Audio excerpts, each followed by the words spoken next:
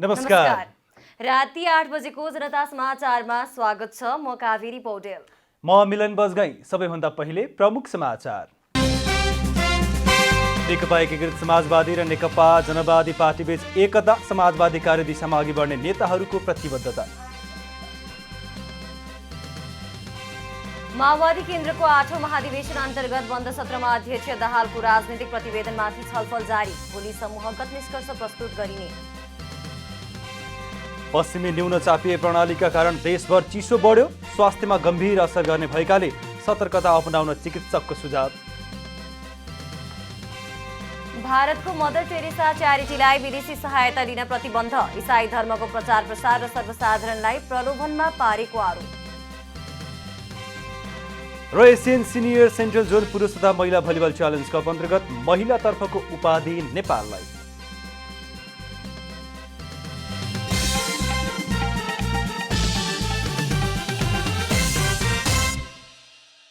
अब पूरा समाचार।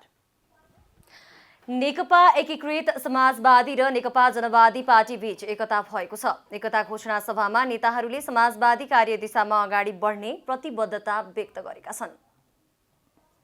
नेकपा जनवादी पार्टीसँगको एकता घोषणा कार्यक्रममा नेकपा एकीकृत समाजवादीका अध्यक्ष माधव कुमार नेपालले सत्तालाई जनताको जीवनस्तर उकास्न प्रयोग गर्दै समाज सुधारका लागि आफूहरूको आन्दोलनमा जोडिन आउनुभएका नेताहरूलाई स्वागत गर्नुभएको छ। उहाँले वंशका आधारमा होस् वा व्यक्तिका कारण जबसम्म सत्तामा निरङ्कुश प्रवृत्तिको हाबी रहन्छ तबसम्म जनताको जीवनस्तर उकास्न नसकिने बताउनु भएको छ।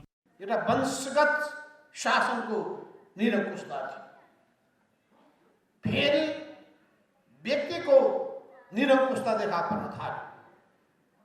हामी दुईटै कुराबाट मुक्त हुन चाहन्छौँ। यो विचार त्यो विचार हुँदो रहेनछ। विचारको भर्याङ चढेर, पार्टीको भर्याङ चढेर माथि उक्लिँदा रहेछन्।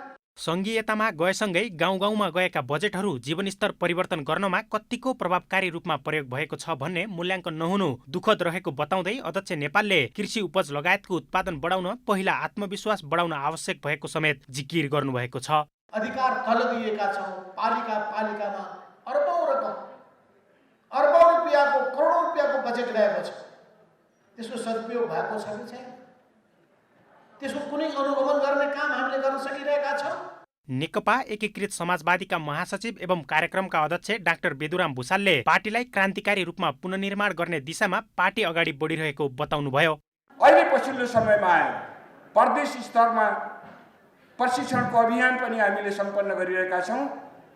हिजोका मितिमा आइपुग्दा 7 मध्ये 6वटा भूगोलका प्रदेशहरूमा भव्यताका साथ प्रशिक्षण कार्यक्रमहरू सम्पन्न भएका छन् प्रदेश स्तरका, र त्यसले एउटा उत्साह सृजना गरेको छ। पार्टी एकता समारोहमा बोल्दै नेकपा जनवादीका महासचिव देवेन्द्र सिंह महताले नेकपा एकीकृत समाजवादी पार्टीमा केही विशेषता देखेकाले आफूहरू समाहित भएको स्पष्ट पार्नुभयो।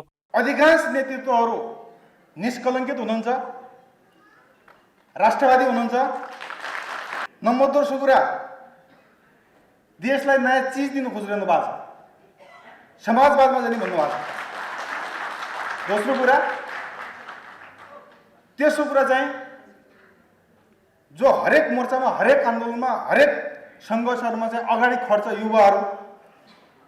युवाहरूको भर पर्नु भएको छ उहाँहरू। कार्यक्रममा नेकपा एकीकृत समाजवादीका वरिष्ठ उपाध्यक्ष एवं बागमती प्रदेशका मुख्यमन्त्री राजेन्द्र पाण्डे, उपमहासचिव डाक्टर विजय कुमार पौडेलले पार्टी एकता प्रक्रियालाई थप प्रभावकारी बनाउँदै लैजाने बताउनु भएको थियो। नेकपा जनवादी पार्टी चुनबाङ बैठकमा माओवादी लोकतान्त्रिक गणतन्त्रको लाइनमा गएपछि विद्रोह कायम राख्नुपर्ने भन्दै विद्रोह गरी निस्किएको घटक हो। 46 जिल्लामा संगठन भएको नेकपा जनवादी पार्टीका केन्द्रीय सदस्य, विभिन्न विभाग र जनसंगठन गरी 1192 जना केन्द्रीय स्तरका नेता कार्यकर्ताहरू नयाँ पार्टीमा समाहित भएका छन्। क्यामेरामा जेपी श्रेष्ठका साथ विकास पौडेल, काठमाडौँ। नेकपा माओवादी केन्द्रको स्थायी कमिटी बैठकमा नयाँ केन्द्रीय कमिटी संविधानले व्यवस्था गरे अनुरूपको समानुपातिक प्रतिनिधित्वको आधारमा बनाउने छलफल भएको छ। स्थायी कमिटी सदस्यहरू र प्रदेश इन्चार्जहरूले समूहगत छलफल चलिरहेका ग्रुपमा गएर सहजीकरण गर्ने भएका छन्।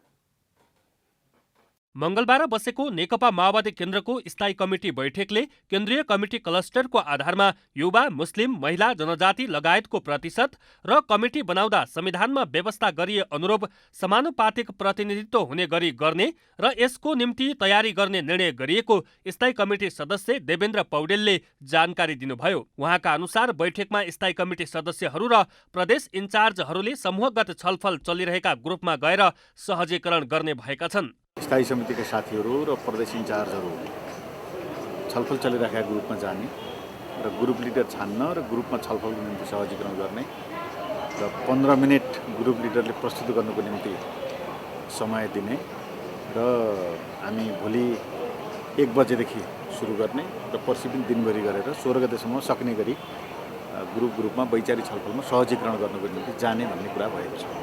स्थायी कमिटी सदस्य मातृका यादवले पार्टी अध्यक्ष पुष्पकमल दाहालले आत्मआलोचना गरिसकेको भन्दै अन्य नेताहरूले पनि आफ्नो ठाउँबाट आत्मआलोचना गर्नुपर्ने बताउनुभयो। महाधिवेशनबाट निस्किँदा एक ढेक्का भएर अगाडि बढ्नु पर्नेमा उहाँको जोड थियो।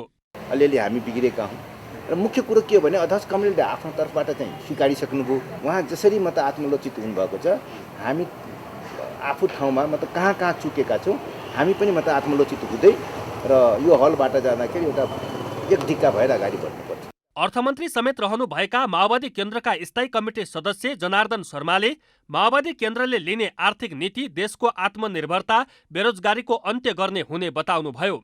आर्थिक नीति देशको आत्मनिर्भरता, बेरोजगारीको अन्त्य गर्ने र सबै आम उत्पीडित वर्ग, जाति, क्षेत्र, लिङ्गका जनसमुदायको स्थानीय साधन स्रोतमाथि स्वामित्व स्थापन गर्दै सामुदायिक एउटा माध्यमबाट विकास निर्माण र समृद्धिको अभियान सञ्चालन गर्ने।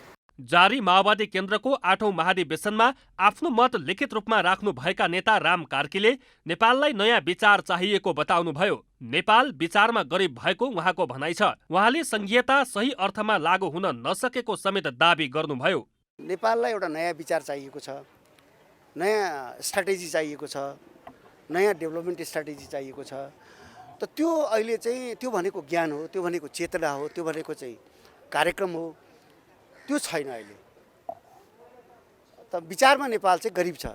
नेता कार्कीले संघीयताका कारण स्थानीय तहमा अनियमितता बढेको भन्दै स्थानीय तहमा पुगेका बजेट कार्यान्वयनको निगरानी गर्न संयन्त्र बनाउनु पर्ने आफ्नो माग रहेको स्पष्ट पार्नुभयो।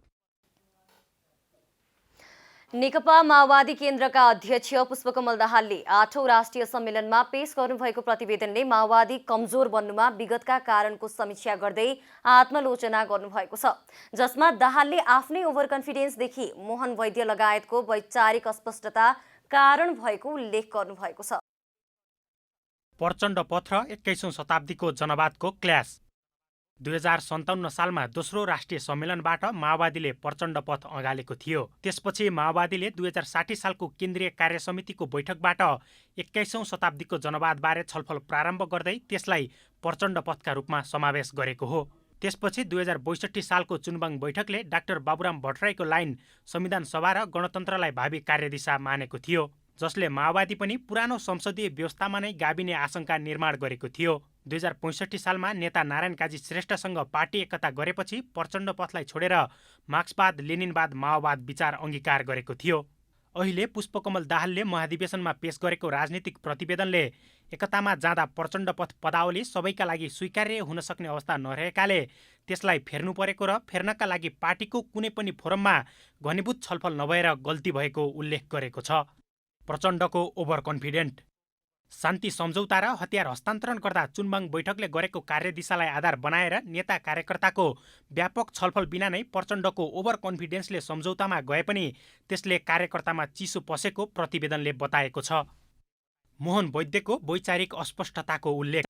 प्रचण्डले पार्टी जीवनमा देखिएका गम्भीर गल्तीमध्ये क्यान्टोनमेन्टमा हतियार बुझाइसकेपछि विद्रोहको सम्भावना नभए पनि विद्रोह पनि भन्ने र संविधान निर्माणलाई पूर्ण रूपमा सहयोग पनि नगर्ने वैचारिक अस्पष्टताका कारण पार्टीभित्र सङ्कट निम्तिएको बताउँदै मोहन वैद्यको वैचारिक अस्पष्टताको उल्लेख गर्नुभएको छ। उदार रूपमा विश्वास गर्नु प्रचण्डको गल्ती। नेकपा माओवादीको पार्टी जीवनको अर्को निर्णायक मोड थियो नेकपा एमालेसँगको 2075 जेठ 3 को पार्टी एकीकरण। पार्टी एकीकरण गर्दा सरकार आलोपालो लगायतका विषयमा केपी शर्मा ओलीले बलमिचाइ गर्दा त्यसको प्रतिवाद गर्नुको साटो प्रचण्डले मौनता देखाउँदा ओलीलाई पार्टीमा अराजक कार्य गर्न थप बल मिलेको भन्दै प्रचण्डले प्रतिवेदन मार्फत आफ्नै उदारवादी सोच भनी आत्मालोचना गर्नुभएको छ। विकास पौडेलको रिपोर्ट। नेकपा माओवादी केन्द्रको 8औं महाधिवेशनले महिलाहरूलाई स्थापित गर्नेमा प्रतिनिधिहरू विश्वस्त छन्। जनयुद्धलाई सफलता दिलाउने महिलाहरूको भूमिकालाई यतिका वर्षसम्म गरेको उपेक्षालाई महाधिवेशनले व्यापक विमर्श गर्ने नेता कार्यकर्ताको विश्वास रहेको छ। नेकपा माओवादी केन्द्रको 8औं राष्ट्रिय महाधिवेशनले महिलाहरूको सम्मानजनक व्यवस्थापन गर्नेमा प्रतिनिधिहरू ढुक्क छन्। व्यापक विचार संश्लेषण गर्ने बताएको अध्यक्ष पुष्पकमल दाहालको प्रतिवेदनले महिला सहभागिताको नीतिगत प्रश्नलाई सम्बोधन गर्ने र पदाधिकारीमा नै महिला सहभागिता सुनिश्चित गर्ने उनीहरूको विश्वास छ। अब 15 सदस्यमा चाहिँ अब 35% भाग लाएर हेर्दा करिब 5 जना पर्ने देखिन्छ हैन।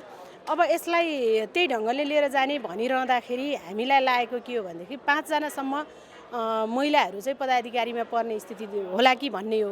तर अब यो कुरालाई मात्रै अहिले मूल कुरा मान्ने या सिङ्गो पदाधिकारी टिमलाई नै समावेशी बनाउने भन्ने कुरा रह्यो हैन। त्यसरी समावेशी बनाएर लिएर जाँदाखेरि महिलाको प्रतिनिधित्व सुनिश्चित हुन्छ भन्ने कुरामै अहिलेसम्म हामी विश्वस्त छौँ। संविधानतः 33% महिला सुनिश्चितताको प्रावधान भए पनि माओवादीले 35% को सुनिश्चितता गरेर अन्य पार्टीभन्दा महिलालाई स्थापित गर्न खोजेको नेता कार्यकर्ताको दाबी छ। त्यसमाथि अध्यक्ष दाहालले पेश गर्नुभएको दस्तावेजले पनि महिला सहभागिताको विषयलाई उठाएको हुँदा त्यस अनुसार कार्यान्वयनमा गए सम्मानजनक महिला सुनिश्चितता हुने उनीहरूको दाबी छ। अहिलेसम्म सकस भएको र अप्ठ्यारो भएको भनेको पदाधिकारीमा हो, जो प्रतिशतको आधारमा कोटा छुट्याइएको छैन। मलाई लाग्छ अहिले सिनियरिटी हेर्दाखेरि पनि पदाधिकारीमा पनि महिला दिदीहरू आउनुहुन्छ। मुख्य कुरा चाहिँ प्रतिवेदनले उठाएका र महिलाको सन्दर्भमा सान्दर्भिक विषय त प्रतिनिधित्वको विषय नै भयो हैन। त्यसपछि अर्को कुरा चाहिँ रूपान्तरणको सन्दर्भमा सांस्कृतिक रूपान्तरणको कुरा र हैन यौन विषय के अरे व्याभिचारलाई अन्त्य गर्ने कुरा चाहिँ एकदमै कडाइपूर्वक ढङ्गले प्रतिवेदनले सम्बोधन गरेको कारणले गर्दाखेरि वास्तवमा यो प्रतिवेदन चाहिँ समग्रमा महिलामुखी प्रतिवेदन बनेको छ भन्ने लागेको छ। हिजो बिहान भूगोलमा खटेर काम गर्दै आउँदा जनमुक्ति सेनाको फिल्डमा 45% महिलाहरूले हतियार बोकेर सबै ठाउँमा सफलता प्राप्त गर्न सक्ने महिला अहिले राजनीतिक हिसाबले पनि विचारको हिसाबले पनि र देशमा हरेक मेरुदण्डमा कुनै पनि सत्ताको मेरुदण्डमा रहेर काम गर्ने कुरामा हाम्रो पार्टीले व्यवहारिक हिसाबले लागू पनि गरेको छ र हामी लिन पनि तयार छौँ र हामीलाई पार्टीले दिन पनि तयार छ। संविधानले किटान गरेको पार्टीका केन्द्रीय निकायसम्म 33% हरेक पार्टीले महिला सुनिश्चितता गर्नुपर्ने बाध्यात्मक स्थिति रहे पनि शक्तिशाली पदाधिकारीभित्र कुनै पनि पार्टीमा 2 महिला अनुहार भेट्न पनि कठिन अवस्थाले महिलाहरूको सहभागिता सम्मानजनक हुन नसकेको प्रतीत हुन्छ। जनयुद्धमा होमिँदा 19 जनाको केन्द्रीय सदस्यमा 1 महिलाको सहभागिता थियो, जो हुन् पम्फा भुसाल। उनी भुसालले अहिले पार्टीमा आफूभन्दा सिनियर अध्यक्ष पुष्पकमल दाहाल मात्रै भएको बताउँदै महासचिवमा दावेदारी राखेकी छन्। तर भुसालभन्दा पछि 2055 सालमा मात्र केन्द्रीय कमिटीमा जोडिन आएका नेताहरूको दावेदारीले उनको दावेदारीलाई ओझेलमा पारेको छ। क्यामेरामा प्रदीपमान सिंहका साथ महेश कठायत र विकास पौडेलको रिपोर्ट। नेपालमा कुनै पनि ठुलो आयोजना सुरु गरिँदा त्यसबारे विस्तृत रूपमा अध्ययन गरिँदैन। यसको ज्वलन्त उदाहरण हो पोखरा अन्तर्राष्ट्रिय विमानस्थल। विमानस्थल निर्माणको करिब 90% काम सकिएपछि अहिले विमानस्थल नजिकै रहेको रिठेपानी डाँडाका कारण विमान उडान अवतरणमा समस्या हुने भन्दै डाँडा कटान गर्नुपर्ने आवश्यकता औल्याइएको छ। नेपालमा राष्ट्रिय गौरवका आयोजना समयमै नसकिनु र असफल बन्नुमा अस्पष्ट नीति र उद्देश्य, आयोजना डिजाइनमा त्रुटि, राजनीतिक सम्बन्धकै आधारमा अनुभव नभएका कम्पनीहरूलाई ठेक्का दिने प्रमुख कारण हुन्। यस्तै आयोजना अध्ययन र डिजाइनमा गरिएको अपरिपक्व निर्णयको सपेटामा परेको छ पोखरा अन्तर्राष्ट्रिय विमानस्थल। करिब 90% निर्माणको काम सकिएको भनिएको विमानस्थलको काममा अर्को चुनौती अहिले थपिएको छ। विमानस्थल नजिकै रहेको रिठ्ठेपानी डाँडाका कारण विमान उडान अवतरणमा समस्या हुने भन्दै अन्तिम समयमा डाँडा कटान गर्नुपर्ने तर्क राखिएको छ। प्रोजेक्टको अन्तिम आवरमा आएर यस्तो खालको चाहिँ लापरवाही नै हो। यो गर्नु भनेको चाहिँ वास्तवमा फेरि चाहिँ के को चक्कर हो, अब यो बुझ्न नसकिने खालको चाहिँ भएको छ। यसलाई चाहिँ गहिरो अध्ययन गर्नुपर्छ। सिङ्गो डाँडा कटान गर्न विभिन्न मन्त्रालयसँग समन्वय गर्नुपर्ने झन्झट अहिले देखिएको छ। यो समस्याबारे परियोजना सुरु गर्नु पूर्व किन अध्ययन गरिएन भन्ने प्रश्न तेर्सिएको छ। डिजाइनर को हो, त्यसको नाम चाहियो, कम्पनी इन्जिनियर। त्यसलाई स्वीकार गर्ने त्यो बेलाका अधिकारी को हुन्, त्यो पनि नाम चाहियो। मन्त्री को थिए, त्यो पनि चाहियो। यस्तो लापरवाही, यस्तो इन्टरनेसनल तहको विमानस्थल बनाउने कुरा गर्ने, तर बनाउँदाखेरि चाहिँ त्यसलाई चाहिँ त्यसको सम्पूर्ण आजको आधुनिक युगमा बनाउने चाहिँ विमानस्थल, त्यसका संरचनाहरूमा समष्टिगत पक्षहरू चाहिँ विचार नगरिकन चल्ने कुराहरूमा रहेका त्रुटिहरूलाई सुधार्ने काम होस्। संस्कृति, पर्यटन, नागरिक तथा उड्डयन मन्त्री प्रेम आलेले आयोजना निर्माणका क्रममा यस्ता समस्या देखिनु दुर्भाग्यपूर्ण रहेको बताउँदै आफ्नो कार्यकालमा आगामी दिनमा यस्ता समस्या आउन नदिने प्रतिबद्धता जाहेर गर्नुभएको छ। अन्तर्राष्ट्रिय पोखरा अन्तर्राष्ट्रिय विमानस्थल छ, राष्ट्रिय गौरवको आयोजना छ, तर कम्तीमा त्यत्रो 25 अरब रुपियाँ राज्यले लगानी गर्दाखेरि अथवा चाहिँ इपिसिएफ मोडलमा पनि यो लागू गर्दाखेरि त्यो पैसा त पे ब्याक गर्नुपर्ने हो नेपाल सरकारले 10 वर्ष 15 वर्ष 20 वर्षमा। त्यो त हामीले ऋण बापत लिएको पैसा हो, तर कम्तीमा त्यो इस्टिमेट गर्दाखेरि कम्ती रिटेड डाँडालाई मध्यनजर गर्नु पर्थ्यो। त्यसमा त्रुटि भएकै हो। पूर्व प्रधानमन्त्रीले कुरा राख्नुभयो भने कसले त्यो इस्टिमेट गरेको भनेर वास्तवमा त्रुटि त म देख्छु। राष्ट्रिय गौरवको आयोजनाको रूपमा रहेको पोखरा अन्तर्राष्ट्रिय विमानस्थल निर्माणको काम टुङ्गे नै लाग्दा उत्पन्न भएको समस्याले थप आर्थिक व्यवहार थपिने निश्चित छ। आयोजना निर्माणका क्रममा लापरवाही गर्ने जो कोही हो, सरकारले समयमै कारबाही गर्न हात नकमाओस्। क्यामेरामा शैलेन्द्र गोविन्द अमात्यका साथमा रूपा घिमिरे, काठमाडौँ। जनता समाचारमा अब छोटो विश्राम।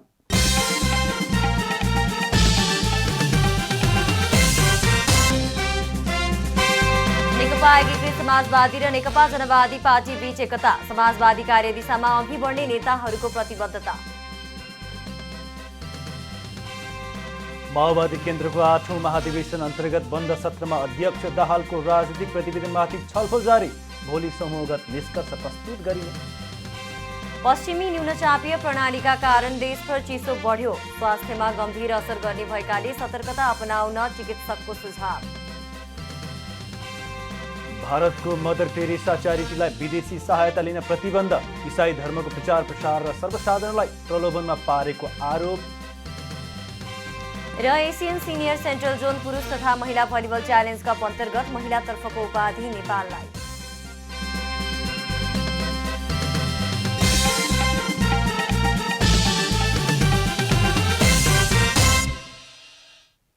जनता समाचारमा अब थप समाचार।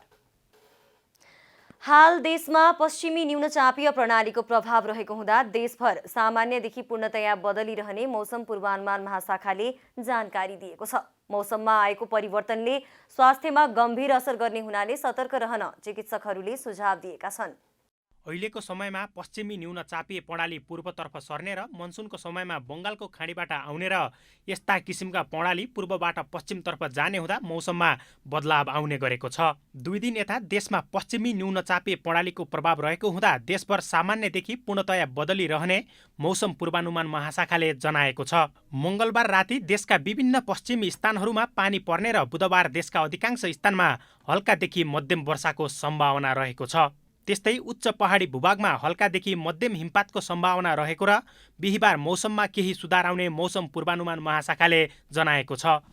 अब भोलि देशभरि नै यो वेदरमा मौसममा चाहिँ आजभन्दा अझै बढी चाहिँ खराब हुने अवस्था देखिन्छ र खास गरी पश्चिम क्षेत्रमा आज साँझ अथवा रातिबाटै पानी पर्ने र त्यो बिस्तारै त्यो प्रणाली मौसम प्रणाली जसलाई हामी अहिले यो यो पश्चिमी वायुको कारणले गर्दा ल्याएको न्यून चमेक प्रणाली भन्छौँ, त्यो बिस्तारै पूर्वतिर सर्ने क्रम हुन्छ। अहिलेको समयमा दीर्घरोगी, मुटुका बिरामी, बाथरोग, छातीको समस्या तथा सास फेर्न गाह्रो हुने, छाती दुख्ने जस्ता समस्याका बिरामीहरू बढ्ने सम्भावना धेरै छ। दीर्घरोग भएका बिरामीहरूमा चिसोको समयका पुराना रोगहरू बल्झिने समस्या धेरै हुन्छ। 5 वर्ष मुनिका बालबालिका र 65 वर्ष माथिका वृद्ध वृद्धामा यस्ता समस्याको उच्च जोखिम हुने हुँदा चिसोको समयमा विशेष सतर्कता अपनाउन चिकित्सकहरूको सुझाव छ। चिसोबाट बच्न शरीरलाई न्यानो बनाउने, बाक्लो कपडा लगाउने, झोल धेरै मात्रामा खाने, अति आवश्यक बाहेक घरबाट बाहिर ननिस्किन चिकित्सकको सुझाव छ। चिसोमा सुरक्षाको मापदण्ड भनेको आफूलाई न्यानो राख्ने, कसरी न्यानो राख्ने त्यसमा ध्यान दिनुपर्छ। जस्तै कपडाहरू लाउने होइन, मल्टी लेयर्स कपडाहरू लाउने, कपडाको भित्रै नै तपाईँको डिफ्रेन्ट लेयर भए पनि त्यसले अक्सिजन त्यहाँ हावा हुन्छ, त्यो हावा भनेको शरीरको हिटलाई बाहिर निस्किन दिँदैन।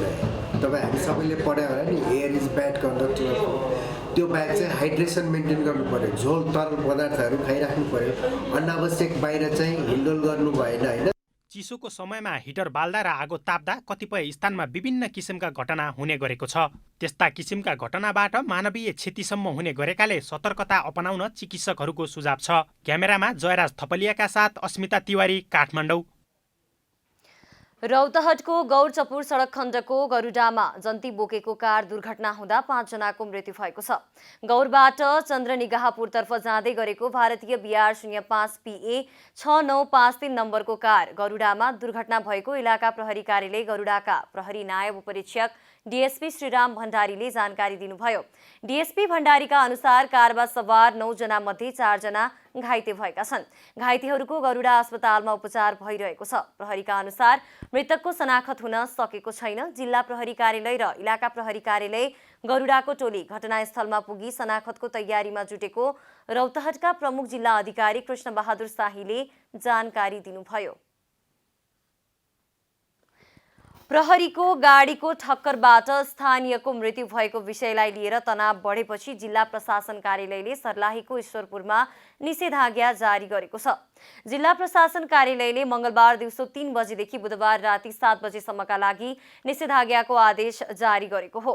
निषेधाज्ञाको समयमा घर बाहिर हिँडडुल गर्न रोक लगाइएको छ। इलाका प्रहरी कार्यालय केसरजङबाट पूर्व ईश्वरपुर नगरपालिकाको वडा नम्बर 4 सागरनाथ टोलसम्म र पश्चिममा ईश्वरपुरको वडा नम्बर 8 रामपुर टोलसम्म निषेधाज्ञा जारी गरिएको छ।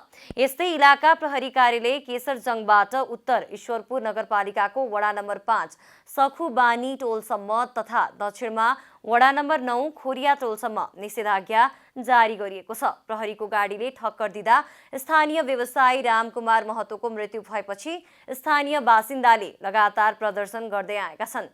सोमबार स्थानीयले प्रहरीको गाडी समेत जलाएका थिए। समृद्ध इटहरीको नारा दिएर अघि बढेको सुनसरीको इटहरी उपमहानगरपालिकामा 6 महिनामा निर्माण सम्पन्न गर्ने भनी सुरु गरेको सार्वजनिक शौचालय 3 वर्ष बित्दा समेत निर्माण सम्पन्न हुन सकेको छैन। 2076 साल पौष 24 गते इटहरी उपमहानगरपालिकाको कार्यालय हाताभित्र निर्माण सुरु भएको स्मार्ट शौचालय अझै निर्माण सम्पन्न भएको छैन। प्रदेश 1 का 14 जिल्लासँग सडक सञ्जालबाट प्रत्यक्ष सम्बन्ध जोडिएको इटहरीमा सार्वजनिक शौचालय बन्ने कुरा विभिन्न समयमा सरकारवाला निकायले कागजी रूपमा घोषणा गर्ने गरेका थिए। धेरैले आश मारेको यो शौचालय निर्माणका लागि इटहरी उपमहानगरपालिकाकी उपमेयर लक्ष्मी गौतमको संयोजकत्वमा वर्ष अगाडि समिति बनाई काम सुरु भयो। तर सुरु भएको 3 वर्ष पूरा हुन लाग्दा समेत निर्माण सम्पन्न हुन सकेको छैन। निर्माण सम्पन्न नहुँदा सर्वसाधारणले धेरै शास्ति भोग्ने गरेका छन्। 2-2.5 वर्षदेखि बनिरहेछ। 2-2.5 वर्षमा भाटबेटेनी बन्नुभन्दा अगाडिदेखि टोयलेट बनाएको। भाटबेटेनी सकेर चाहिँ सञ्चालन भइसक्यो। हाम्रो यो नगरपालिकाको टोयलेट सञ्चालन भएको छैन। अब ठेकदार भागो भन्ने कुरा छ। त्यो भाग्यो भनेदेखि त्यसलाई कारबाही गर्नुपर्ने हो कि अथवा के छ प्रक्रिया लिएर आएर तुरुन्तै गर्नुपर्ने। जनताले धेरै दुःख पाएछन्। नगरपालिकाले बनाउनु टोयलेट स्मार्ट टोयलेट भनेर एकदम हल्ला थियो। अब यो एकदम दुःखद कुरा हो। निर्माण सुरु भएको दिन उपमहानगरपालिकाका इन्जिनियर जीवन घिमिरेले यही आर्थिक वर्ष 2076-77मा शौचालय निर्माण सम्पन्न हुने भनेका थिए। तर आर्थिक वर्ष 2078-79 सुरु हुँदा समेत शौचालय निर्माण सम्पन्न नहुँदा स्थानीय निराश बनेका छन्। शौचालय अत्याधुनिक स्मार्ट र बायो प्रविधिको हुने भएकाले त्यहाँबाट ऊर्जा समेत निकाल्न मिल्ने बताइएको थियो। तर लामो समय निर्माणमा ढिलाइ हुनुमा निर्माणको जिम्मा पाएको ठेकेदार कम्पनी भागेकाले समयमा निर्माण सम्पन्न हुन नसकेको निर्माण समितिको दाबी छ। तत्काललाई चाहिँ यो ट्राफिक जाम भएको कारणले भोलि पनि त्यो भत्किने नै चिज हो। त्यसले बीचमा अलिकति सानो राखेर अरू वरिपरि धेरै ठुलो भएको एरियालाई चाहिँ फुटाउने काम हामीले गर्दैछौँ। स्थानीय तह, प्रदेश र संघीय सरकारको चुनाव होस् वा उद्योग वाणिज्य संघको चुनावमा प्रदेशको मुख्य शहर भएकाले यहाँ शौचालयको विषयले निर्वाचनताका चर्चा पाउने गरेको छ। तर 6 महिनामा निर्माण सम्पन्न गर्न भनी जिम्मा दिएको निर्माण कम्पनीले यतिका दिनमा समेत निर्माण सम्पन्न नगर्दा कारवाही गर्नुको साटो उल्टै म्याद थप गर्ने गरिएको छ। यस विषयमा सम्बन्धित निकायले ध्यान दिई समयमा शौचालय निर्माण गर्न आवश्यक देखिएको छ। सुनसरीबाट विनोद आचार्यको रिपोर्ट। जनता समाचारमा अब आर्थिक समाचार।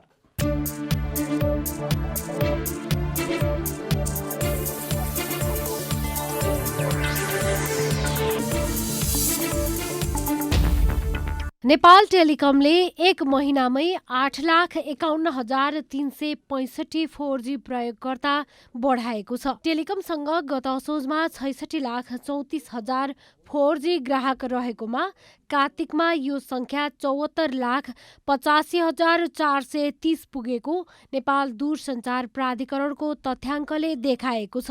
यस्तै केही महिना अघिसम्म 4G ग्राहक संख्यामा नेपाल टेलिकममाथि स्पष्ट रूपमा हावी देखिएको एनसेल अहिले टेलिकम भन्दा 13,37,186 ग्राहक संख्याले पछि परेको छ।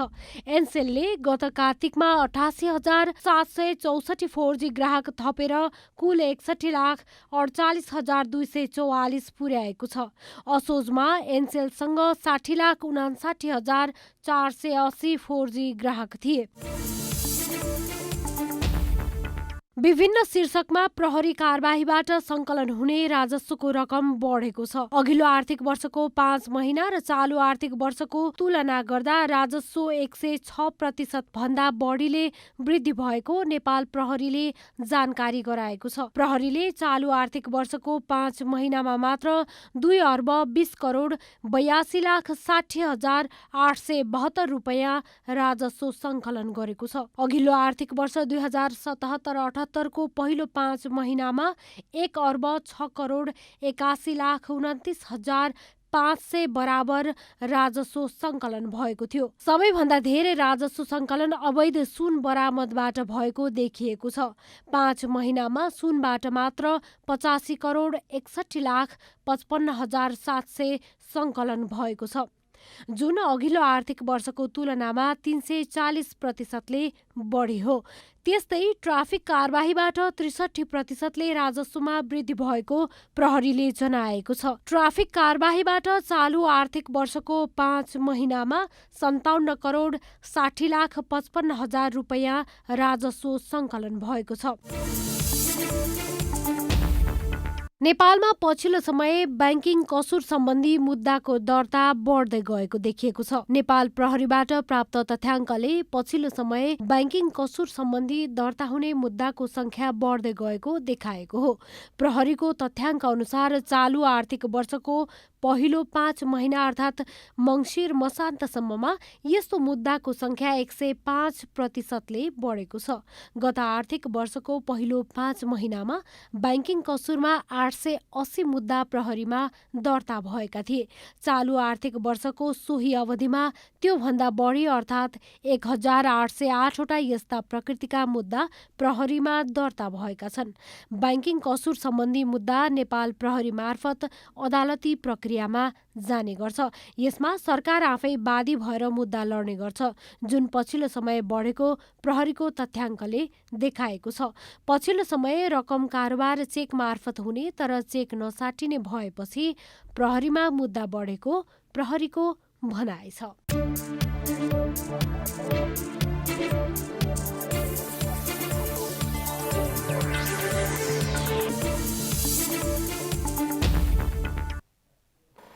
जनता समाचारमा अब छोटो विश्राम।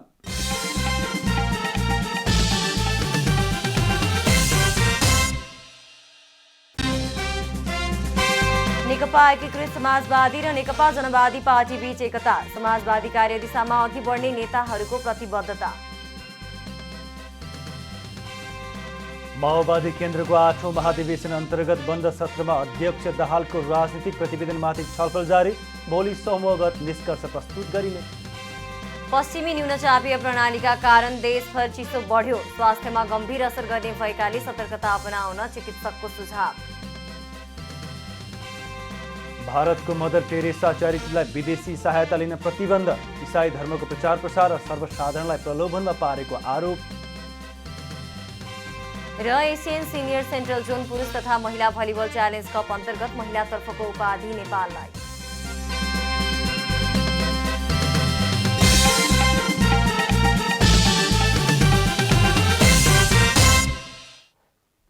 जनता समाचारमा अब अन्तर्राष्ट्रिय समाचार। इजरायलले सिरियाली बन्दरगाह लताकियामा हवाई आक्रमण गरेको छ। सिरियाको मुख्य व्यापारिक केन्द्रमा क्षेप्यास्त्र प्रहार गरेको छ। मंगलबार बिहानै इजरायली सेनाले छापा मार्ने क्रममा सिरियाको मुख्य व्यापारिक केन्द्र लताकियामा क्षेप्यास्त्र प्रहार गरेको रोयटर्सले जनाएको हो। स्थानीय सञ्चार माध्यमका अनुसार इजरायली सेनाको आक्रमणबाट यस क्षेत्रमा ठूलो मात्रामा भौतिक क्षति भएको छ। इजरायली सेनाहरूले लताकिया पोर्ट नजिकै रहेको कन्टेनरलाई लक्षित गरी दोस्रो पटक गरेको हवाई आक्रमणबाट आगलागी भएको र नजिकै रहेको भवनमा ठूलो क्षति पुगेको छ। स्थानीय टेलिभिजनहरूले उक्त विस्फोटको भिडियो फुटेजमा आगोको ज्वाला र भग्नावशेषहरू देखाएको छ। यद्यपि इजरायली सेनाका प्रवक्ताले भने यस घटनाबारे आफूले विदेशी मिडियालाई कुनै पनि प्रतिक्रिया नदिने बताएको छ। इजरायलले यसअघि डिसेम्बर 7मा सोही क्षेत्रमा क्षेप्यास्त्र प्रहार गरेको थियो। भारतको मदर टेरेसा च्यारिटीले अबदेखि विदेशी सहायता लिन नपाउने भएको छ। इसाई नन मदर टेरेसाद्वारा स्थापित परोपकारी संस्थाले पछिल्लो समय इसाई धर्मको प्रचार प्रसार गर्नुका साथै सर्वसाधारणलाई प्रलोभनमा पारेर धर्म परिवर्तन गराएको भन्दै भारत सरकारले विदेशी सहायता लिनबाट रोक लगाएको हो। साथै मदर टेरेसाको परोपकारी संस्थाको नवीकरण पनि रोकिएको छ। संस्थाले नवीकरणका लागि दिएको आवेदनलाई अस्वीकृत गरिएको भारतको केन्द्रीय गृह मन्त्रालयले जनाएको छ। परोपकारी संस्थाले आफूमाथि लगाइएको आरोप अस्वीकार गरेको छ। युरोपको तत्कालीन मेसेडोनियाबाट भारतको कोलकाता आएकी क्याथोलिक अनुयायी मदर टेरेसाले सन् 1950मा मदर टेरेसा च्यारिटी स्थापन गर्नुभएको थियो। मानवीय कार्य र परोपकारमा योगदान पुर्याएको भन्दै सन् 1779मा उहाँलाई नोबेल शान्ति पुरस्कार पनि दिइएको थियो। यता पश्चिम बङ्गालकी मुख्यमन्त्री ममता बेनर्जीले केन्द्र सरकारको यो कदमबाट आश्चर्यचकित भएको उल्लेख गर्दै यसले मिसनरिज अफ च्यारिटीका 22,000 बिरामी र कर्मचारीहरूलाई खाना र औषधि विहीन बनाएको बताउनु भएको छ। अस्ट्रेलियाको सिडनीमा ओमिक्रोनको गलत परीक्षण भएको फेला परेको छ। सिडनी स्थित सेन्ट भिन्सेन्ट प्याथोलोजी ल्याबमा ओमिक्रोन परीक्षण गराएका बिरामीको रिपोर्ट गलत भएको फेला परेको बीबीसीले जनाएको हो। ल्याबले आइतबार ओमिक्रोन भेरिएन्ट परीक्षण गराएका करिब 1,000 बिरामीको रिपोर्ट नेगेटिभ देखिएको छ। यद्यपि उनीहरूको कोरोना पोजिटिभ देखिएको बताइएको छ। कोरोना जाँचको क्रममा त्रुटि हुँदा करिब 1,000 बिरामीको कोरोना रिपोर्ट पोजिटिभ या नेगेटिभ कुन हो भन्नेमा अझै अन्यल रहेको छ। मंगलबार आफूले गरेको त्रुटिप्रति ल्याबले माफी मागेको छ। यता घटनाको सत्य तथ्य छानबिन गर्न त्यहाँको सरकारी स्वास्थ्य निकायले स्पष्टीकरण माग्ने बताइएको छ। अस्ट्रेलियामा ओमिक्रोनका कारण सोमबार पहिलो मृत्यु भएको पुष्टि गरिएको थियो। 80 वर्षीय पुरुषको मृत्युको कारण ओमिक्रोन भएको बताइए पनि सो रिपोर्ट गलत भएको त्यहाँका अधिकारीहरूले जनाएका छन्। जनता समाचारमा अब खेलकुद समाचार।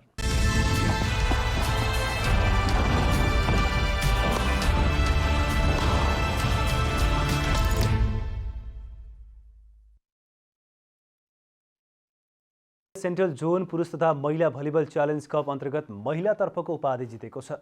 बङ्गलादेशको ढाकामा मंगलबार उज्बेकिस्तानलाई 3-2 को सेटमा हराउँदै नेपाल च्याम्पियन बनेको हो। वीरपुर स्थित शहीद सुरबादी इन्डोर स्टेडियममा साबिक विजेता समेत रहेको नेपालले पहिलो सेट 25-24ले जितेको थियो। दोस्रो सेटमा उज्बेकिस्तान 25-24ले विजयी भयो। तेस्रो सेट नेपालले 25-15ले जित्यो।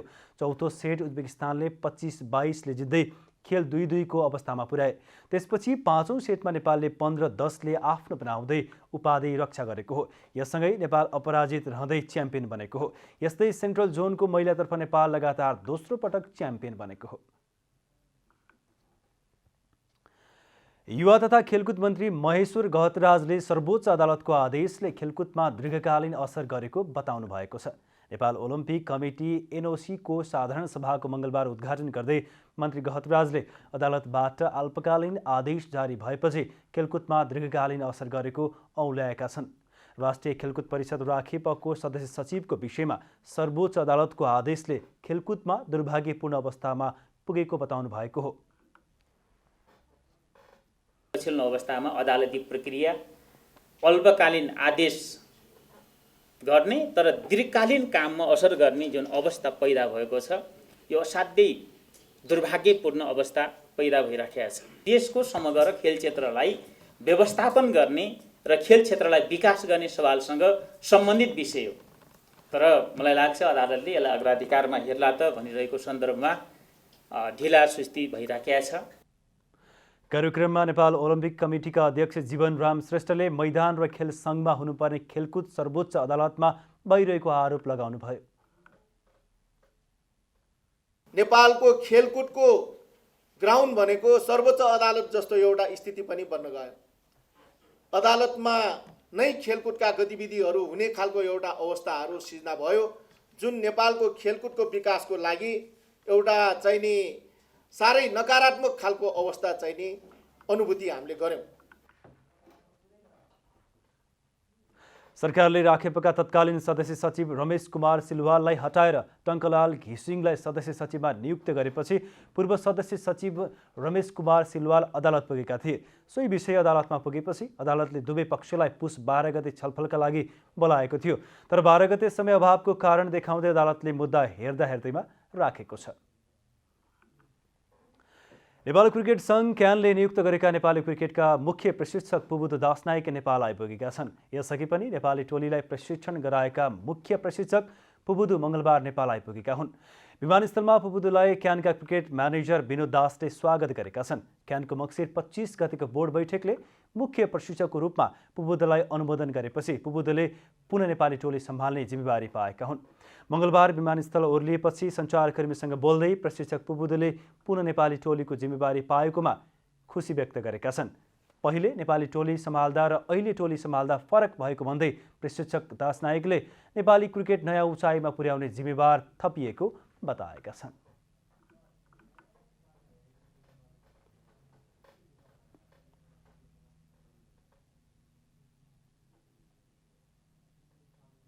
It's different from where I came in 2011. 2011, the team was in the Division 4 when I came first time. Now is a ODI status country and T20 status country.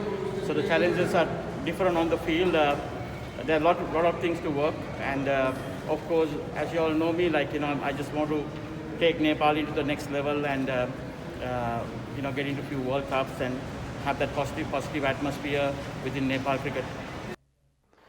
प्रशिक्षक पुबुदले हाल नेपाली टोलीमा खेलाडी र क्यान बीचको समस्या संसारका सबैजसो देशमा हुने गरेको र नेपालको समस्या सामान्य भएको भन्दै बन्द कोठाभित्र रहेर छलफल गरेको खण्डमा समाधान हुने विश्वास व्यक्त गरेका छन्।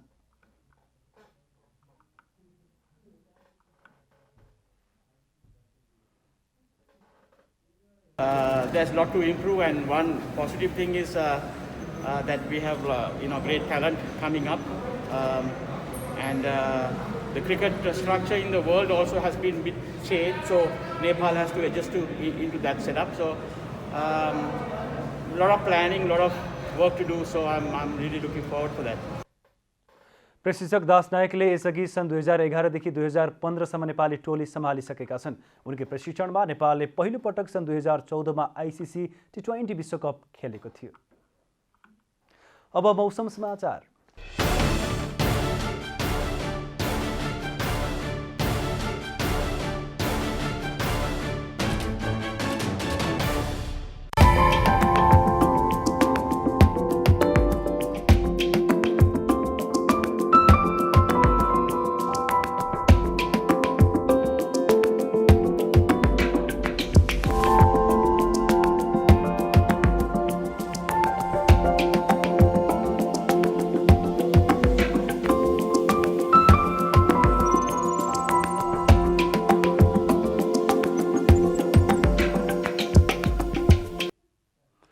अन्त्यमा आजको डायरी।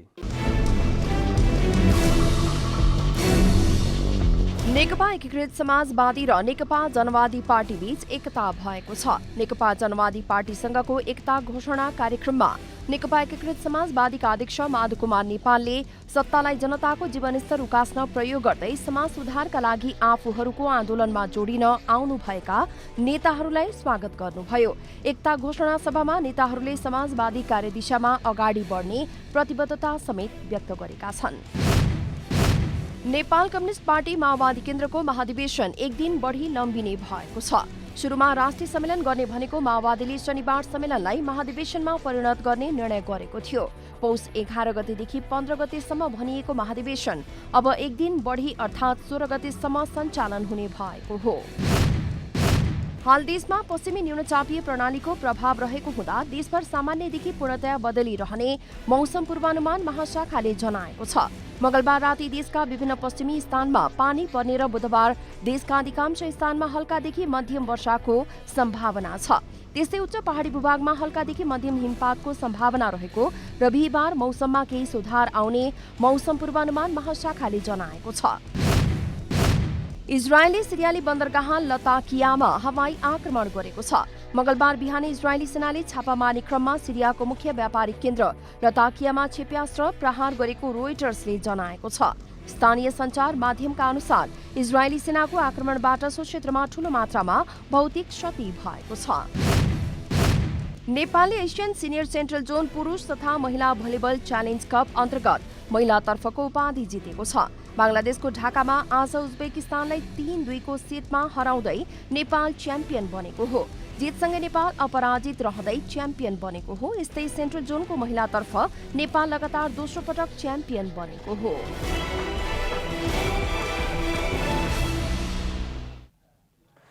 जनता समाचार अहिलेलाई यति नै। जनताद्वारा जनताका लागि प्रसारित जनता टेलिभिजन हेरिरहनुहोस्। नमस्कार।